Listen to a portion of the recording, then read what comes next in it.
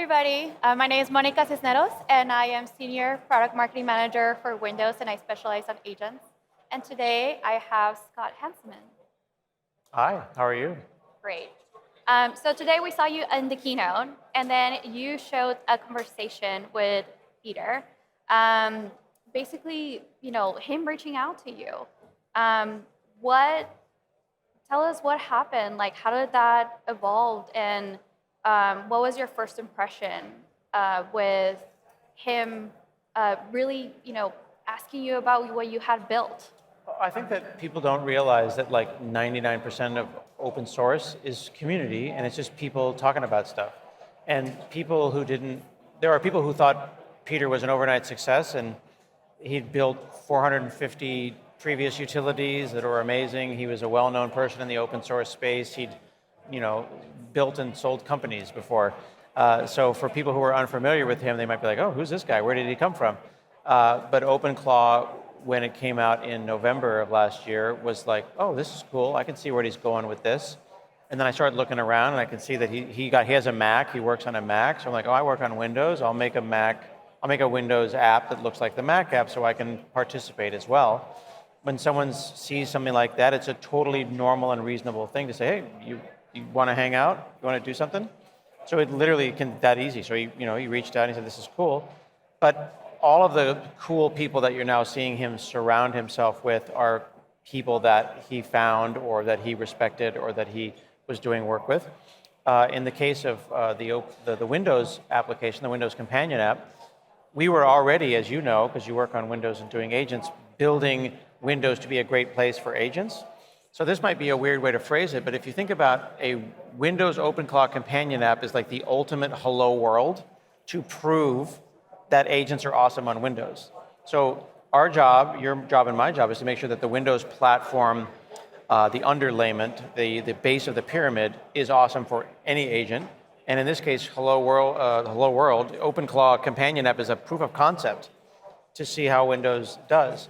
And as we learn more, we'll continue to make Windows better. So yeah, it's just sometimes people just go, hey, you want to do this thing? Yeah, we should do that. That's cool. Let's do it. Let's come back to the application in a second. What I really want to know is what makes the open source community so special? Why do people feel like they can reach out to each other, that they can help each other? Tell me more about that. I think that people don't realize that seeing a stranger multiple times in public doing awesome things is like, oh, you're that person that did that thing. Oh, you're that person that did that thing before? Oh, I've seen you before. Like, you just sometimes need a couple of sleeps between you to go, and this person seems safe. I've seen them at meetups. I really like their projects. Like we saw earlier when we did the Scott and Mark Learn to Vibe. Simon Willison, like he and I have blogged and known each other digitally for 25 years, right? So you send that person a message and you say, hey, I like the cut of your jib, kid. You want to come and hang out? And open source people and community people are builders, and they're excited to build, and they're like, yeah, that'd be cool. So I called Steve, and I called Cassidy, and I called Swix, and I was like, hey, you want to do this? And they're like, yeah, that's cool. I'm down.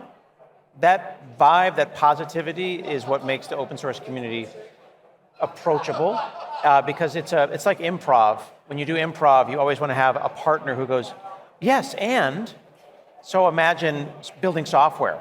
Peter says, I want to do OpenClaw, and then he meets Vincent, and he meets Dallin, and he meets, all these different great people in the community, and they go, hey, want to do this? Oh, yes, and I'll add this little herbs and spices, and I'll add that, and I have this open source project, and they start building.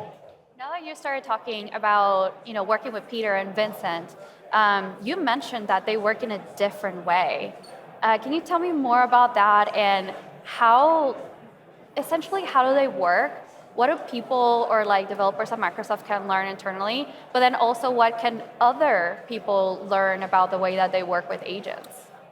So let's move away from agents for a second and talk about the concept of agency.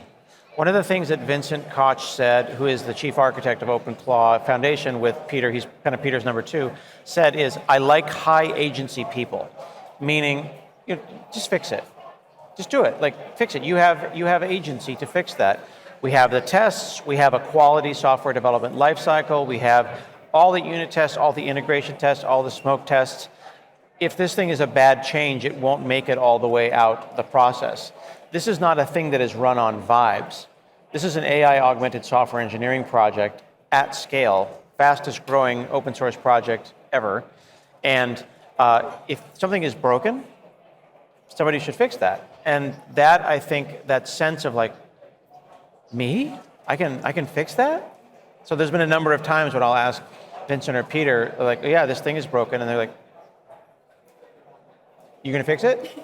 And that is really cool. So I feel like people should be more bold and try going out there. Because yeah, if it breaks, then we'll fix it.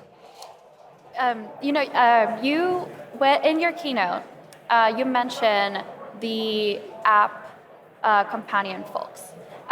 You mentioned that you have worked with also the Windows engineers. When you guys were working on this, was there anything in particular that you said, hey, like, this is different and this is something that I'm really excited to bring to everybody? Like something that is essentially like unique, or we're trying to be better than we were before? Well, I think there's a couple of things. So step zero was there was an existing companion app that helped you get OpenClaw running on a Mac.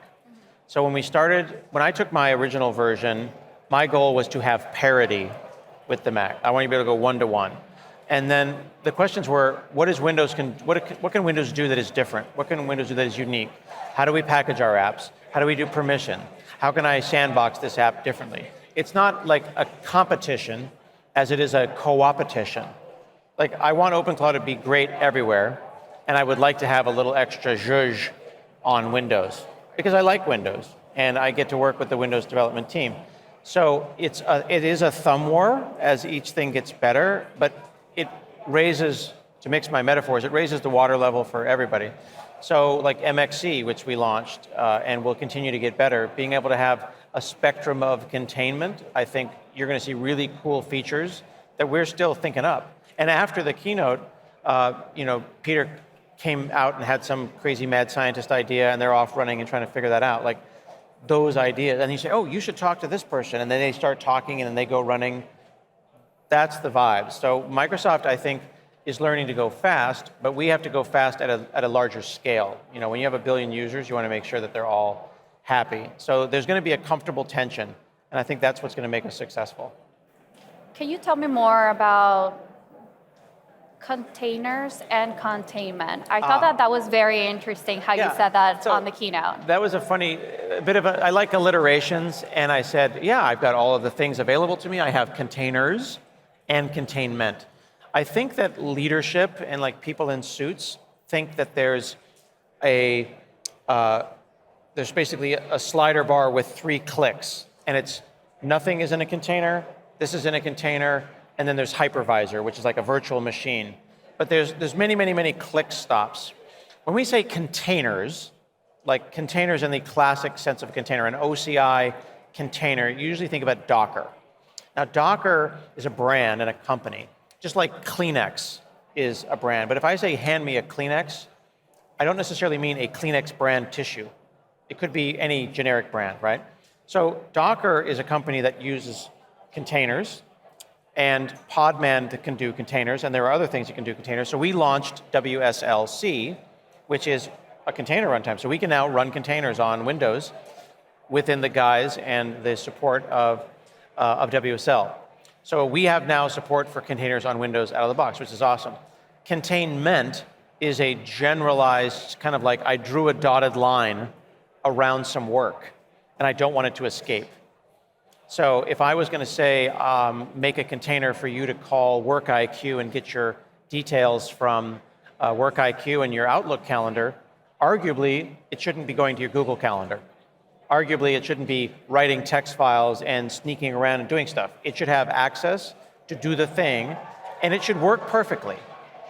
Whether that runs in a container, which is an implementation detail, or it runs in some containment technology, in some generic containment technology, imagining it could be process containment, session containment, micro VM containment, full VM containment.